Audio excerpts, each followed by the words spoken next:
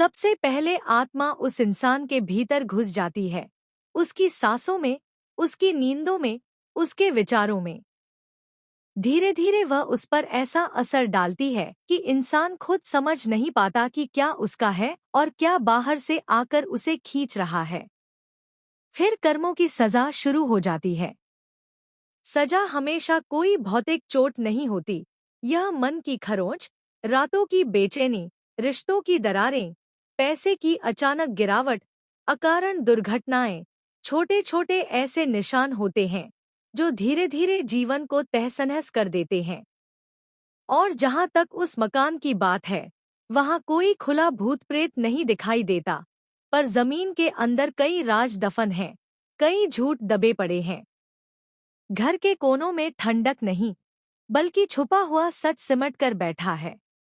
इसलिए मैं आप सबको चेतावनी देती हूँ, अपने शब्दों और कर्मों का ध्यान रखो, क्योंकि झूठ और छल का बोझ कभी कभी उन चीजों को बुला लेता है जिनका नाम सुनते ही रूह कांप जाती है। उस शाम का माहौल अलग था। हवा गुनगुना रही थी, पर कमरे के अंदर कुछ ठहर सा गया था। मैं चलने ही वाली थी कि किसी ने जोर से कहा, उठाओ।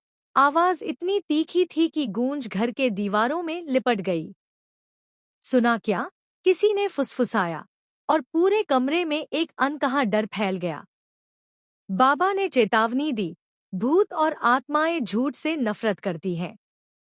जरा संभल कर रहो, वरना शिकार तुम बन जाओगे। पर कुछ लोग थे जो हंस रहे थे, जो सोच रहे थे कि यह सब डराने धमकाने जैसा ही है, असल में मजाक है। उन्हीं लोगों की वजह से बड़ी बीमारी पनपती है, अहंकार की बीमारी, जो उन्हें अपने किए पर आंख मूंदने देती है। एक लड़की थी, तेज तर्रार, बोलने में निडर। उसके शब्द अक्सर तेज निकलते, पर आत्मविश्वास के पीछे कहीं कहीं कमी भी दिखती थी। उसने कहा, मैं आज रात एक आत्मा बुला ही लूंगी। उसकी आवाज में चुनौती थी, पर साथ ही एक अजीब सी बेचैनी भी। नहीं, नहीं, नहीं। एक